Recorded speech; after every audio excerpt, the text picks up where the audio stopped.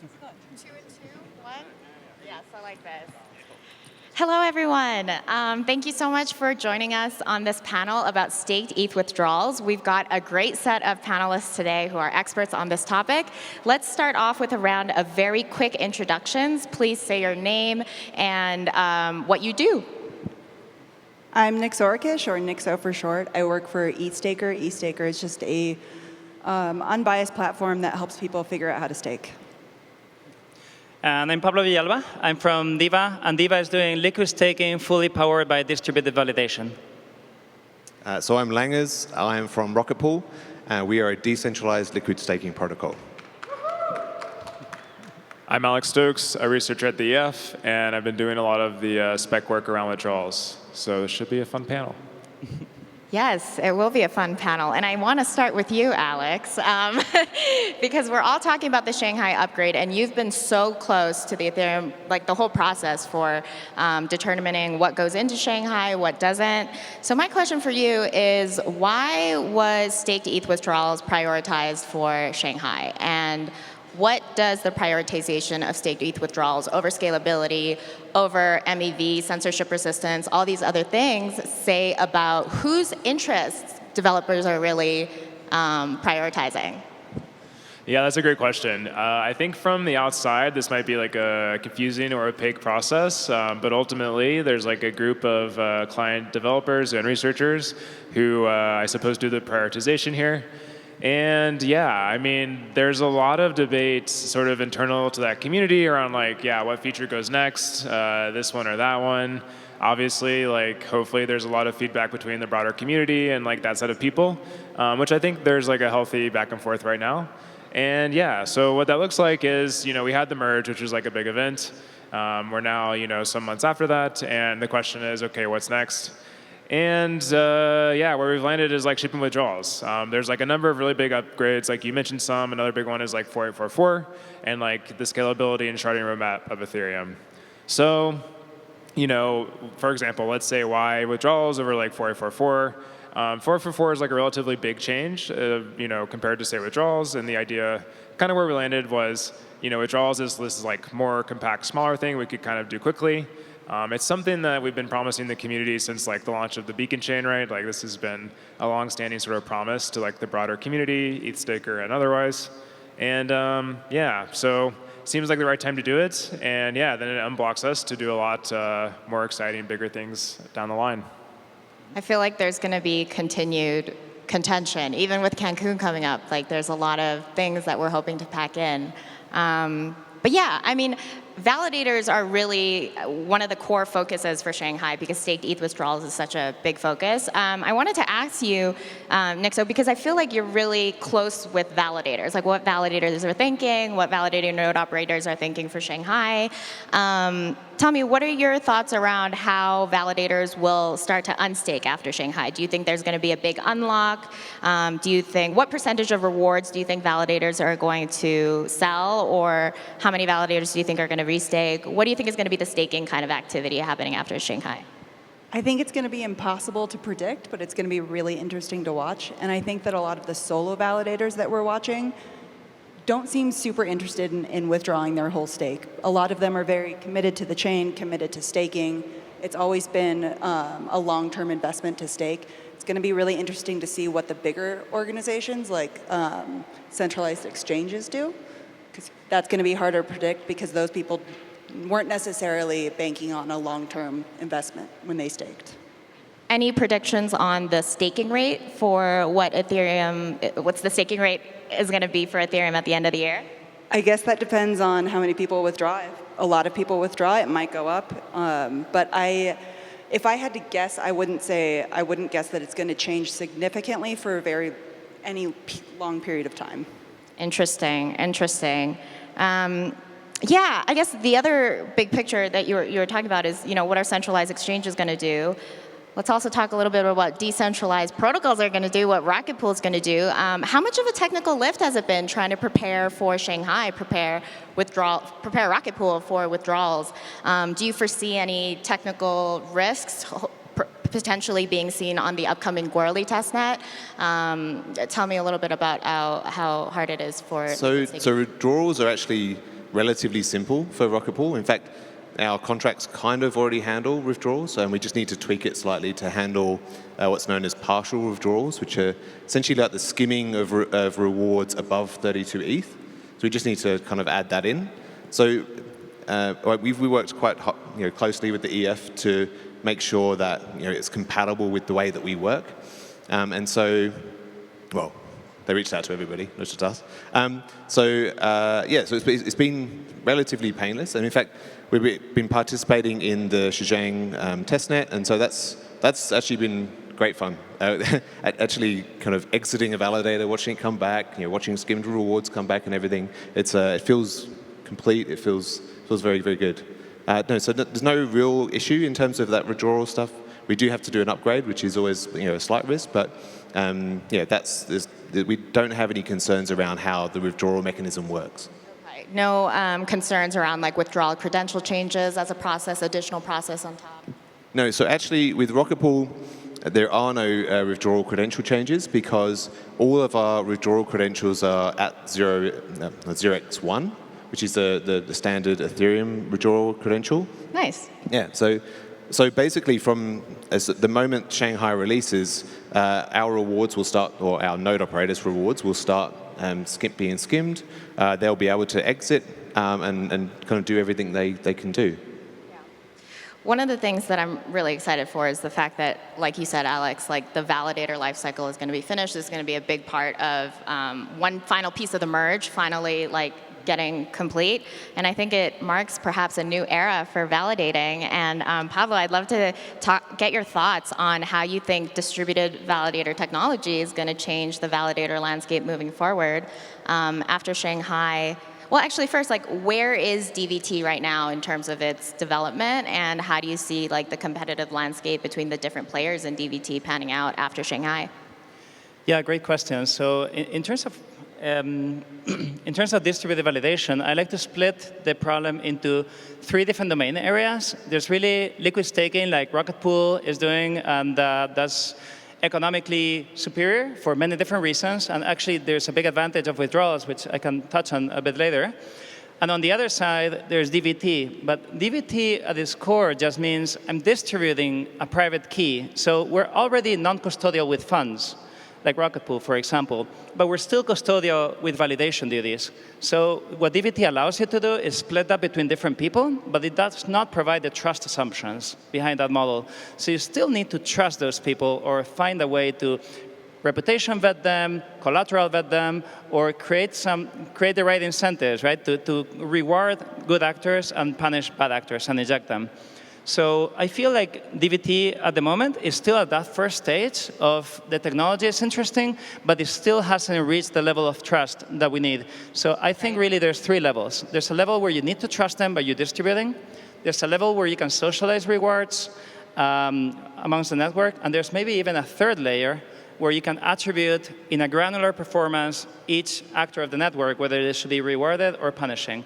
We are working towards the 3rd step of that. And I think DVT and liquid staking is really a great combination. It's peanut butter and chocolate because it allows you to have better risk management, better uptime. For example, we're modeling, and if you look at a set of 16 different nodes, and each one of them is down 5% of the time, so they miss 1 out of 20 attestations, the combined result of a 2 out of 3 threshold would have 99.99 uptime.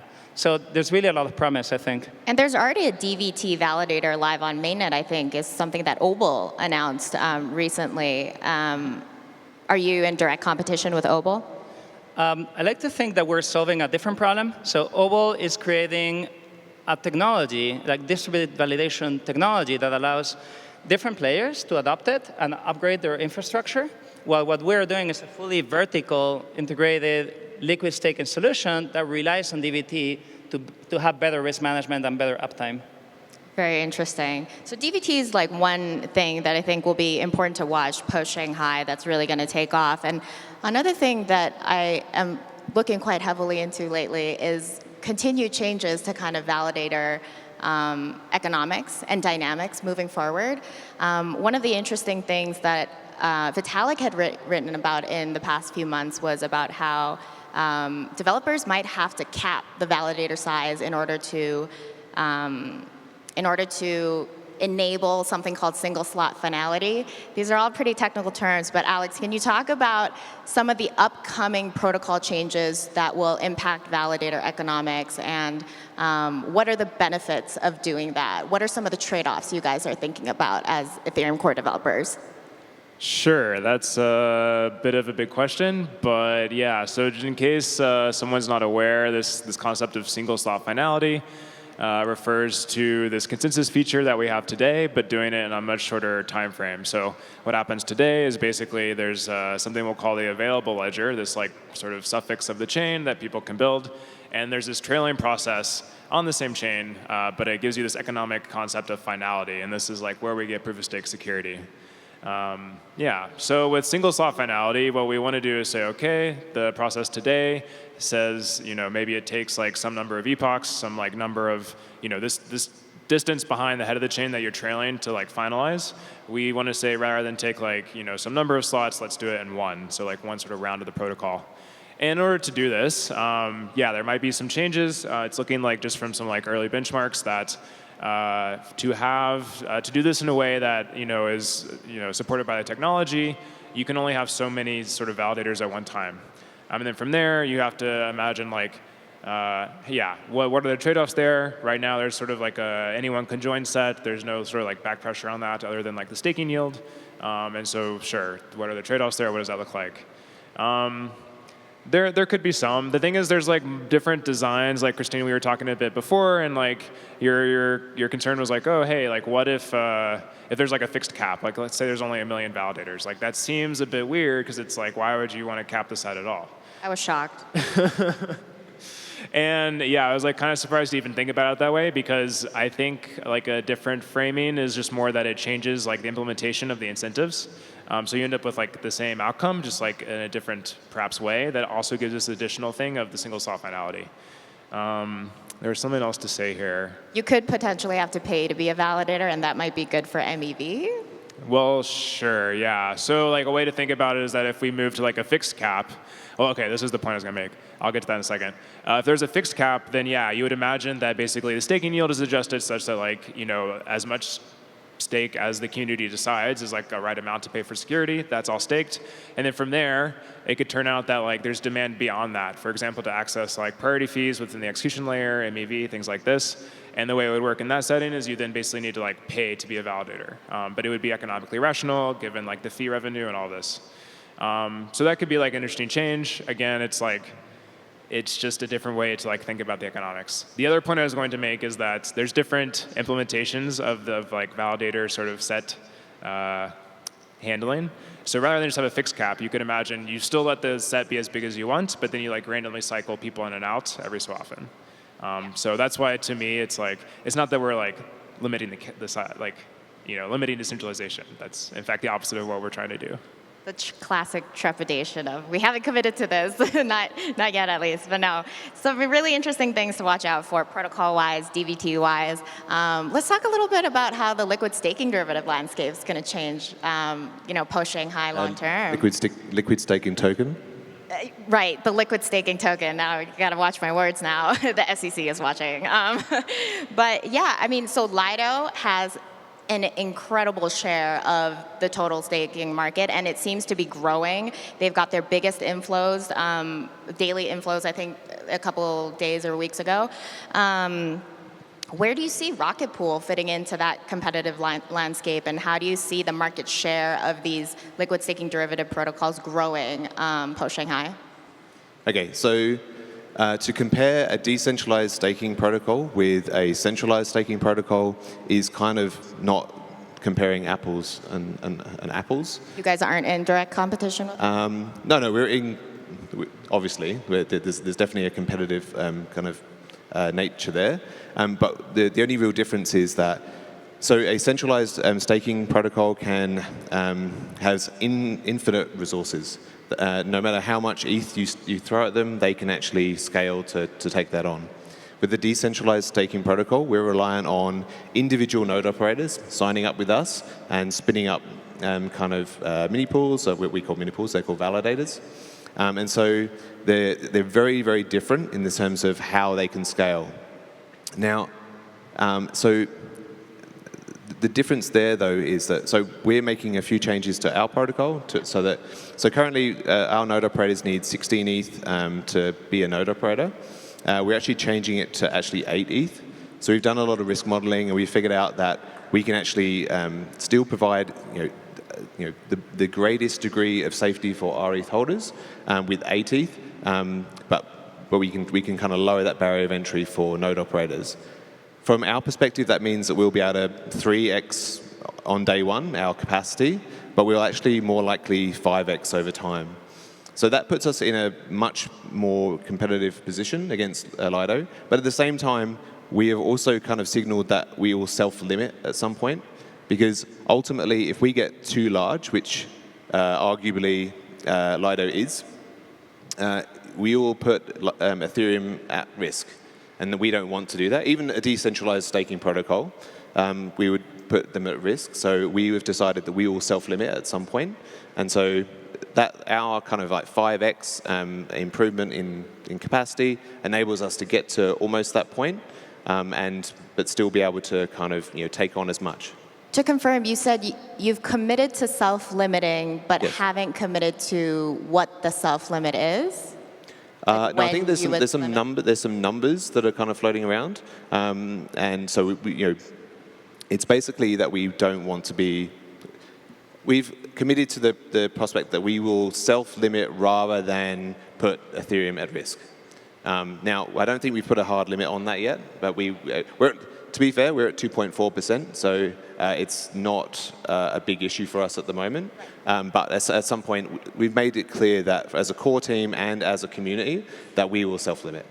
Gotcha. At some point, that is going to be, a But valid in terms of also the competitive landscape with Lido, so a lot of the people that we've spoken to, because we are now a kind of a credible alternative to Lido, the idea that they put all of their stake in one provider is not great for many, many people. So they want to diversify, and they want to diversify across multiple providers, and we provide a very solid alternative to that. Right, yeah. I mean, especially I think with recent regulatory actions by the SEC against Kraken, decentralized staking protocol solutions are becoming more important than ever. And also, it sounds to me like there will also be a greater push for, say, institutional activity in staking as opposed to retail staking activity. As the validator whisperer next, so I'd love to get your thoughts on, do you see a really big appetite from institutions to stake on Ethereum once staked ETH withdrawals are enabled? And how do you think about institutional staking services like Alluvial that Coinbase is helping to support fit into the picture of major players in staking? So I definitely think that EthStaker focuses on the solo staker, the home staker, the person running it in their home, because that leads to the greatest amount of decentralization.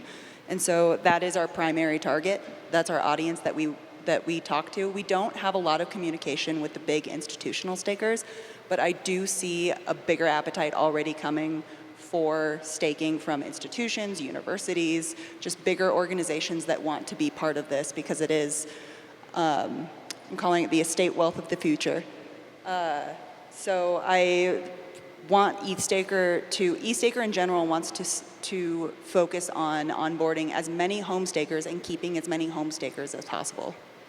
Are the technical requirements to be a home staker progressively getting harder and harder over time? I think when the Beacon chain launched, it was like you only have to run a consensus layer node, and then merge, it's like execution layer and consensus layer. And now with staked ETH withdrawals, like you've also, I mean, MEV Boost also adds a layer of complexity, and that's been around since the merge, but this is also something that they're going to have to prepare for. I mean, do you see it as sustainable that like home stakers will still be around due to the complexity of staking? Absolutely, and I think actually Alex Stokes can probably answer a little bit more of the technicalities of this, but the requirements have gone up, especially post-merge when the execution layer became necessary.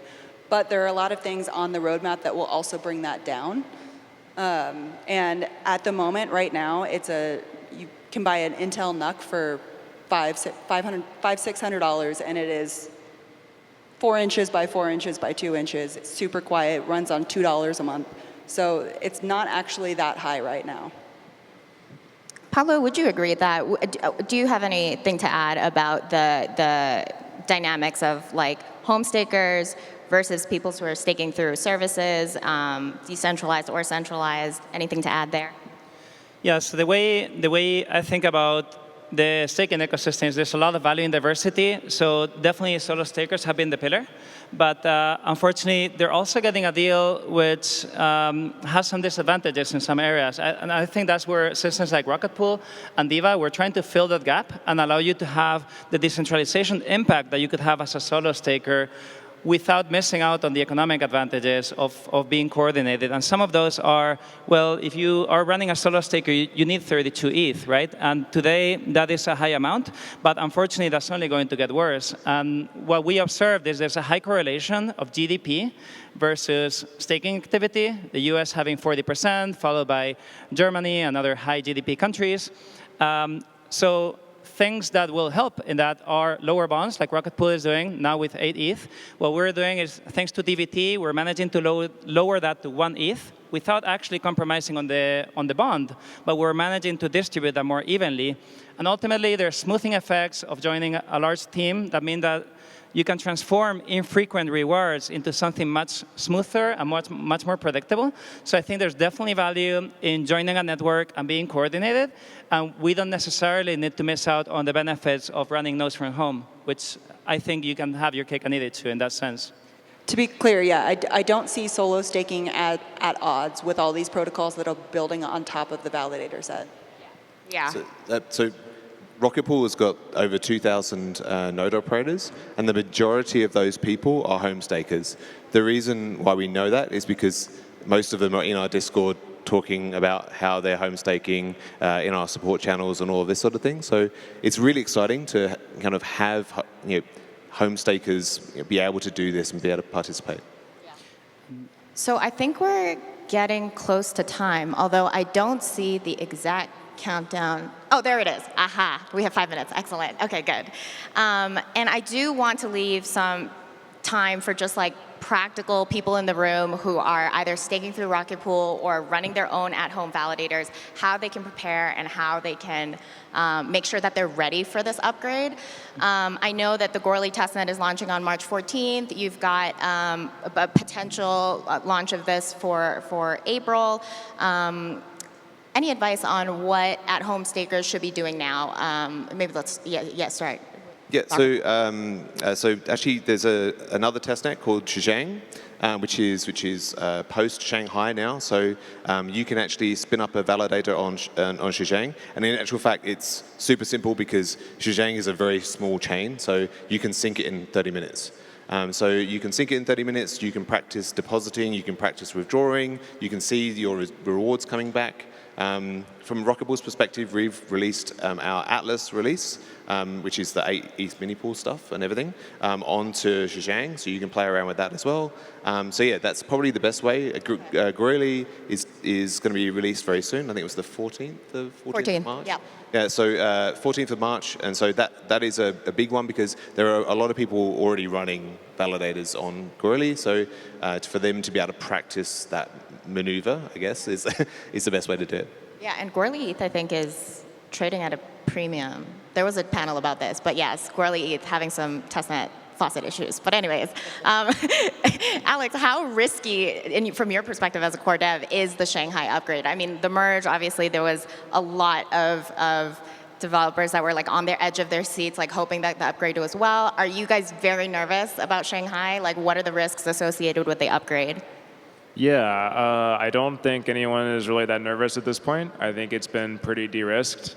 The merge was like a huge thing, and like it's almost a miracle that it went as well as it did. And this is actually something I was going to chime in with earlier. It's like there's so much work that went into like essentially de-risking the merge that this is like testing infrastructure that we can now leverage moving forward for like the rest of Ethereum's future. And so we've seen like, for example, Zhejiang, like we have these like very rich and like testnet settings where we can like run through different hard forks. We have this concept of like mainnet shadow forking where basically we almost like dry run the fork ahead of time on mainnet, so to speak. Yeah, so there's techniques like this. There's like very sophisticated tooling, just like absolute amazing people doing this stuff, yeah, to make sure that it goes well. And all in, I think this is like one of the less technically like complex forks. So I'm not worried. Sepolia happened, it went well. Goerli is coming up, hopefully it goes well, and then mainnet's on the horizon. Knock on wood, yeah, for sure. And it does really seem like developers are trying to hammer down the process of doing these protocol upgrades and like, yeah, just really get up to speed about doing them quicker and more often. So really interesting to see. I guess one last kind of big final topic for this panel. There has been quite a lot of concern around the future decentralization of Ethereum's validator set and how to prevent it from being so vulnerable to regulatory capture. And I think it's really relevant to some of the things, especially on this panel, DBT, at-home stakers, Rocketpool, Ethereum core protocol developers. So what do you guys think is one of the most important things to, like, in your mind, like what is the most important solution to this issue? Like how do we keep Ethereum credibly neutral, censorship resistant? Are there any blind spots that you think currently are not being addressed on Ethereum that you want to highlight for the audience today? Let's start with you, Nixo. Yes, we need more user design people. We need more user experience people who don't cater to developers, because a lot of what staking is right now is command line interface. And that touches the intersection of people who have 32 ETH and who are comfortable on command line interface is such a tiny subsection of a very homogeneous group of people. And so we need user design people who are looking at that and saying, if I was from this country, grew up this way, had this much money, I wouldn't be able to stake. And so I need that to be easier. Things like the Launchpad, like the validator Launchpad? The Launchpad is great. The Launchpad does a really good job of being more easily accessible, but you still need command line interface to stake. I totally agree. I think the main aspect is we talk about decentralization, where we should be talking about inclusivity. And inclusivity for me comes in an economic flavor, like how can we lower the cost of entry as much as possible? That's why we're all, like both Darren and I are working on lowering the minimum ETH requirement. A second one is technical. How can we fit it in a box that works as much as possible like an Apple TV? It should be something that you just connect it to your Wi-Fi, you sign in with your wallet, you sign a transaction, and you're validating. In my future world, an Ethereum validator should work just like BitTorrent. Instead of streaming files and movies, you should be streaming validation duties. And until we get to that point, we're going to be missing out on people, and we're not going to be as inclusive as we could be. Great point.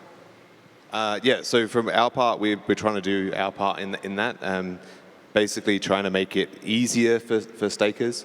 So we have a whole kind of like smart node stack, which makes it super easy, but it's still command line.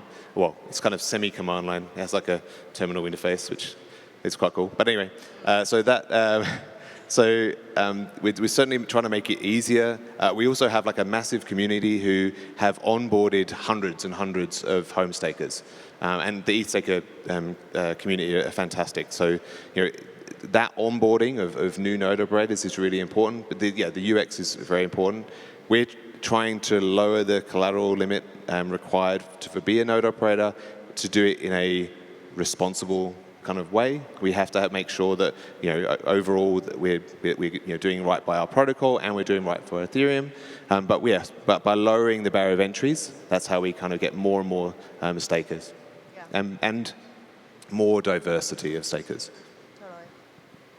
Yeah, I agree with all that. I think I'll zoom out a bit for my answer to this question and just say like complexity broadly of like the protocol and all these pieces. We touched on this some earlier with like, yes, now you have to like run all these different pieces of software, and like it seems like the number keeps growing over time. Like even within the core dev community, like that pain is felt, right? And so like the people building this stuff are very aware of that, and like if anything, I think there's a huge like very intense debate internally around like how do we navigate this sort of trade-off between adding all these cool features to the protocol versus keeping it simple and streamlined over time. And yeah, that's something that like will always be this like delicate dance as the future unfolds. There's like this context of the broader world around Ethereum, the protocol, but also the community, and things are moving so fast and constantly changing. It's an exciting time. Great. Well, thank you so much to our amazing panelists for this, and thank you so much to our audience for listening. Thank you.